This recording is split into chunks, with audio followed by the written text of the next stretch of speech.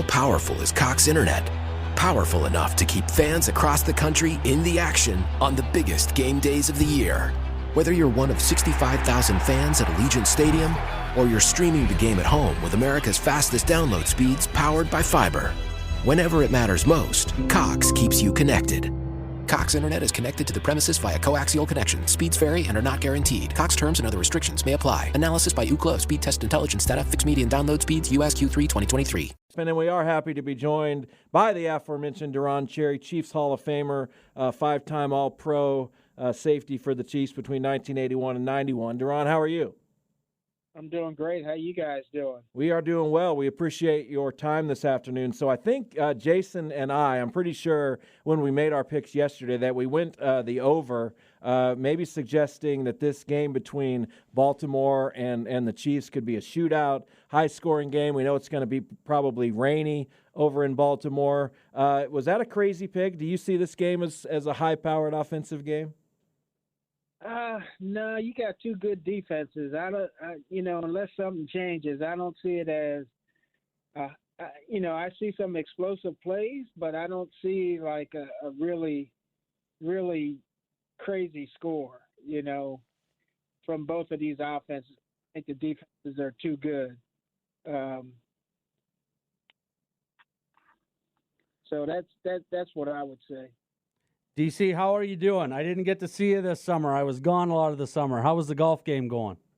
Oh, man, I came down there and I was looking for you. I had my wife with me and we were playing. I said, "Where's my man at?" They go, "He's not around." I'm going like, oh, boy. I know. I spent a lot of time back home this summer. I do apologize, but I'll get you next year.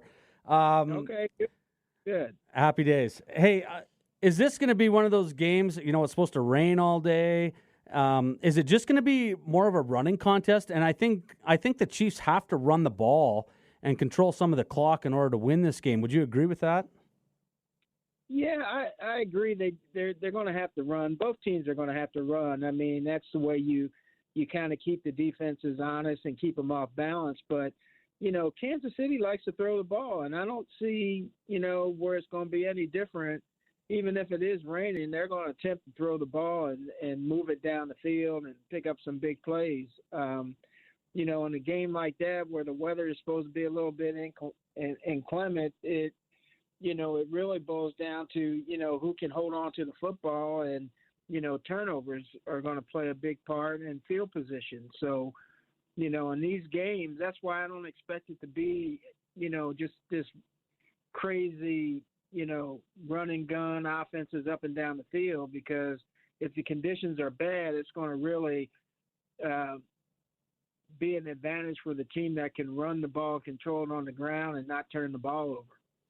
Talking with Chiefs Hall of Famer Deron Cherry. Chiefs, of course, play in the AFC Championship game in Baltimore on Sunday. So as a former defensive back, particularly a safety, is that the side of the ball you watch maybe more intently? Is there a particular way you watch a game, certain things you look for? Certainly these secondaries for Baltimore and Kansas City, very good. You have L'Jarius Sneed as a cornerback on one side, Kyle Hamilton, maybe the best safety in football for Baltimore. So are those a couple guys you might have your eye on?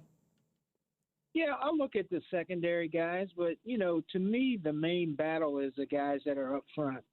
And I like to look at the guys on the line of scrimmage, because really in games like this, that's where the game is won. It's won in the trenches. Can these guys hold up in the trenches? Can the big guys, can they move the pile? Can they protect the quarterback? That's the game that I'm kind of looking at from my perspective. And, yeah, I mean, you get to see, what the defensive backs do, especially if you're watching it at home, you get to see the replays, so you can kind of look at, what kind of coverage they're in and what they're doing. But mainly for me, I'm looking at those guys up front and see who's handling one side or the other, see who's getting the pass rush on the quarterback, their rushing lanes, are they, have the right gap responsibility. I mean, you can see a lot in that front seven that really determines over the long haul what the outcome of the game is going to be. Deron, when you're facing a quarterback like Lamar Jackson, obviously it's probably a lot different than a lot of teams you face. Do you put a spy on it? And if you do put a spy on him, how much difference does that make for everybody else around you on the defensive side of the ball? Well, if you put a spy, which you'll probably wind up doing, you got to have somebody that can run and has got good athletic ability to be able to, to bring him down, because let's face it, he's fast. He's very athletic, so you got to have somebody that can match his ability. But I think what it does is it creates a scenario up front where your front four guys, are able to rush him the way they want to rush him without having to worry about, being out of a lane or a zone, because they know that they have a spy sitting there that could probably cover up for any mistake that they make. That's why you use a spy on a quarterback that likes to run like him, that can make big plays. So, it's going to be hard. I mean, I think they got a little taste of what, a running quarterback was last week in Buffalo with Josh Allen, but this guy is much more dangerous. He's much more elusive and a lot faster. And I think what this team has to do is anytime he starts to run and gets out in the open, you're going to have to take your shots and make sure that he pays the price for running. And in that way, maybe he'll think twice about doing that. Chiefs great, Deron Cherry, our guest. So yeah, what was like for you back when you played? And not that it's that long ago. Jason and I were both alive for your career and saw a lot of it. So what made a challenging quarterback day for you? Because you could hit the quarterback more, but a guy like Lamar Jackson wouldn't have been allowed to exist, right? They would have probably put him somewhere else, unfortunately. But so what made a tough day from the quarterback position for a defense? Well, for a defense, a tough day with a quarterback that is a quarterback that has the ability to sit in the pocket, but has the ability to escape the pocket, and then he's a dual threat, right? He can either run, beat you with his legs, or hurt you with his arm. And, it brings to mind a guy like a John Elway, right? That, when he was early on in his career, he'd take off and run. But if you weren't careful and you abandoned your receiver before he got across the line of scrimmage, he had the ability to throw the ball deep and beat you for big plays. And that's what Lamar brings to this Baltimore offense. He can hurt you with his legs, but he's also looking downfield to make a big play in the throwing game, and that causes you some concern. So as a secondary, you have to always be mindful that when he starts to scramble, you got to go find a receiver and latch on to him. You're not going to make the play from your position. You got to rely on the rest of your teammates, but you got to make sure you cover up a guy that's in your area, because if you don't, he can easily throw the ball and make a big play. And, it's those kinds of plays in a game like this that could make the difference. On the offensive side, the Chiefs have kind of struggled a little bit, I guess you'd have to say, compared to years past. It looks like right now the only weapons that they really have that they're using, Rashee Rice, Travis Kelce, and then Pacheco out of the backfield. Do you see anybody else possibly stepping up in this game? Because Baltimore does have a pretty salty defense. Yeah, they do. I see Scantlin could potentially be a game changer if he can get past those guys down the field. They do have to be concerned about Rashee Rice and of course Travis Kelce. But I think there's other guys that can hurt you. I think Watson can get open. I think out of the backfield, of course, Pacheco, but then Clyde Edwards-Helaire, like last week, we used him and, he had a big day. He made some big plays for this offense. So, and he seems like when he's played against Baltimore in the past, he's had a good game. So, I mean, they're going to utilize all their weapons. And here's the thing, Andy Reid is tremendous when it comes to creating mismatches and making sure that the defense, has to play it honest sometimes. And, the other thing that's the X factor in this whole thing is, you got a quarterback sitting behind the center in Patrick Mahomes that's capable of making a lot of plays, not just with his arm, but with his legs too as well.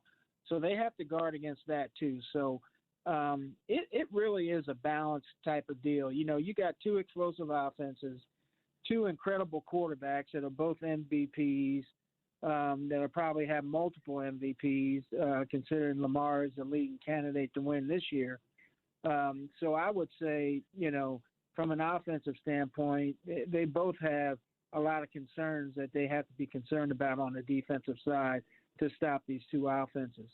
Talk with former Chiefs safety Deron Cherry, played with the Chiefs from 1981 to 1991. So I was looking at some of your numbers here, and you played at basically the same time as Ronnie Lott. You broke in the same year. What did you think of him? Because he obviously got a lot of attention. And then I went to your numbers against the 49ers, your personal numbers, and they're one of the few teams you never had an interception against. Obviously, that was Joe Montana, maybe Steve Young in the later part of that. Is that a hole in your resume, in your opinion, that you never got to pick one of those guys off? Well, you would like to pick those guys off, but the problem is that we were in a different conference. Yeah, you only played 3 games. We only played them 3 times, so we really didn't get an opportunity to play, that conference a lot. You're playing one division in that conference every year based on how you finish your schedule. It was a lot different than it is now. So you really didn't get an opportunity to face those guys. We had to face the Dan Foutses, the Dan Marinos of the world for the most part in our division. John Elway and those guys, because of the AFC West, we played twice a year, and then you sprinkle in some of those other teams we had to play, Pittsburgh and the Jets and the Giants and some of those guys that you didn't play too often. So those opportunities to play against some of those quarterbacks like a Joe Montana on a regular basis, where you really don't get opportunities in games sometimes to pick them off or whatever, or sack them. So I don't think it's a hole in my resume. I think, if I look at my resume compared to, anybody else that played in the secondary, I'll put mine up against anybody, considering what I had to go through here in Kansas City with, the coaching changes, the different defensive systems.